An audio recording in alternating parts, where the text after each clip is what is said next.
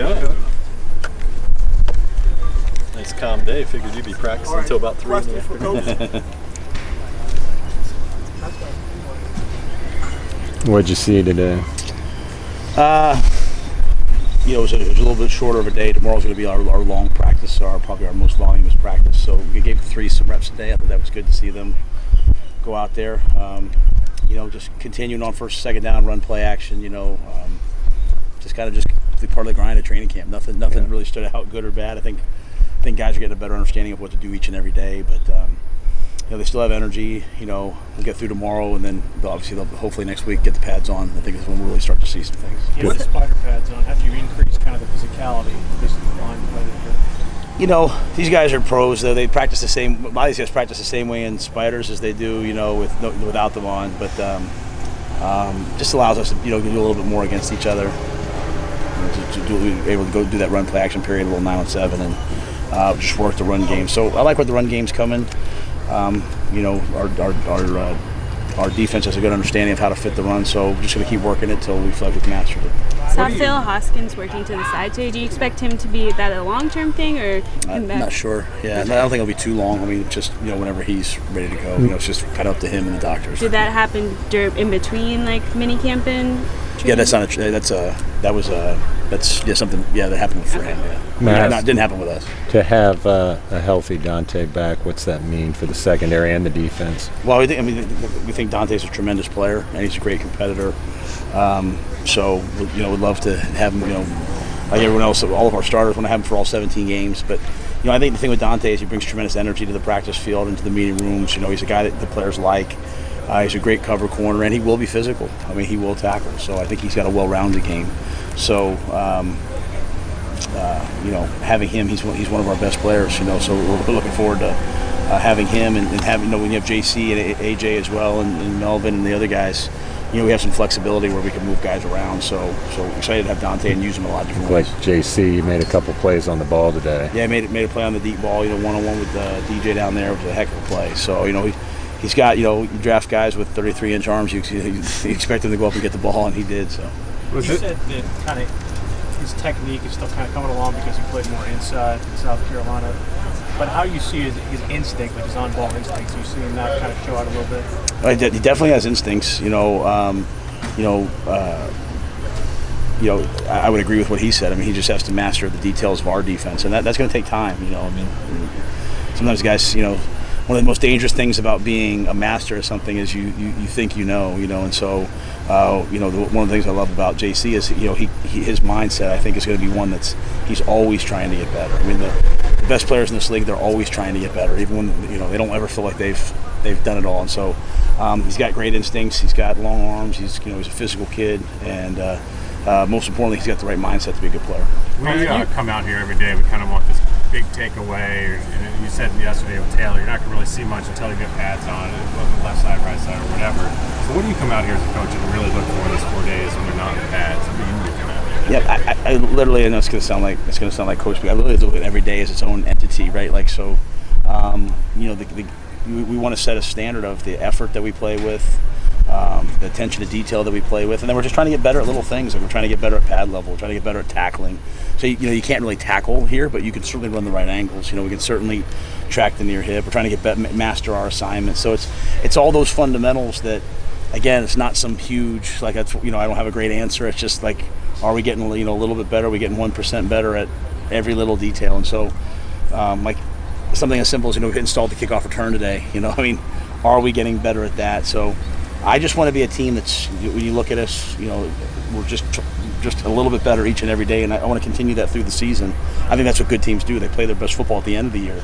And so it's that mindset of, hey, we've never arrived. We're always working. We don't look for light at the end of the tunnel. We just come out and grind every day. That's what I really look for, and I think each day, you're not going to do that every day. You want to do it every day, but today was a good day. So.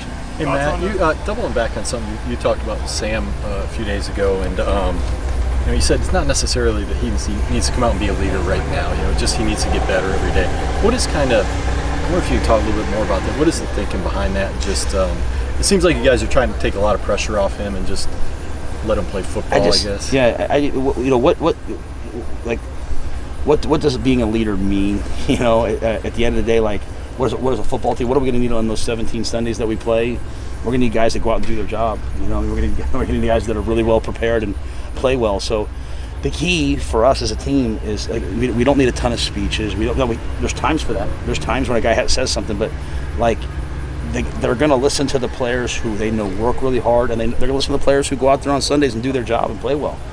And so, to me, during training camp, we're definitely trying to build brotherhood. We're trying to build leadership in that, you know, that, hey, this guy does his job. This guy practices really hard. So Sam's goal right now is not that I don't want him to be a leader. It's that I want him to focus on being a quarterback and learning our system. You know, like, he's going to play against guys that have been in the same, you know, system for 6, 7, 8 years. Some guys have been in the same system for 10 years. He's been in it for like 2 months. So his whole focus to me is just on playing quarterback, you know, learning the system, learning the progressions, learning the protection calls. The thing about playing quarterback is when something goes wrong, like someone misses a block, you've got to make it right. You know, like, every play is really on the quarterback position. And so he's got a lot to do. So I just want him to focus on that. And I think the guys see his work ethic. I mean, I think he's the first guy on the field every day. And, you know, I think he's one of the last guys to leave every night. So when they see him doing that, they'll respect him. And I know they respect him. I know they like him. I heard an interview with you this morning. Like, it takes till they're sometimes, you know, a few years into the system before they really, you know, really start to have a comfort level with it, right? I talked to Mike Lombardi this summer. He said something great to me. He said, you know, everybody wants a guy to be a master carpenter before he's an apprentice carpenter. Like, you know, like, you know, we draft these quarterbacks into the NFL, and we're comparing them to guys that are like 35 and 40. Like, you know, let them have some time to grow. And so we don't have a lot of time for Sam because we're going to play, and we want him to play like everyone else plays. You know, the league doesn't care how old you are, but I just want him to worry about himself every day. And it's the same thing I want from, you know, Robbie. I want Robbie and DJ to come out here every day and try to get better. And when they see that, they'll grow into positions where guys say, you know what, I respect him. I'll listen to him when he says something to me. What are your thoughts on PJ and Will so far this camp? You know, I think it's hard to talk about today because I haven't seen it yet, but I think that, you know, they both have way more mastery of the offense than they did last year. You know, you can see that they can both visualize it. They both throw the ball really well. They're both smart. I'm anxious to get them in preseason games. I think that's where we'll see the quarterbacks, you know, the young, you know, those two guys really shine and show what they can do. So, but I think, you know, they're both of those guys are workers, and I think they have really good understanding of our system, you know, because they've been in it for a year. Matt, you guys are big in analytics. When you guys were evaluating where you needed to improve on defenses all season, what did the analytics say as far as having another edge rusher opposite of Brian? I don't know. I don't know that we.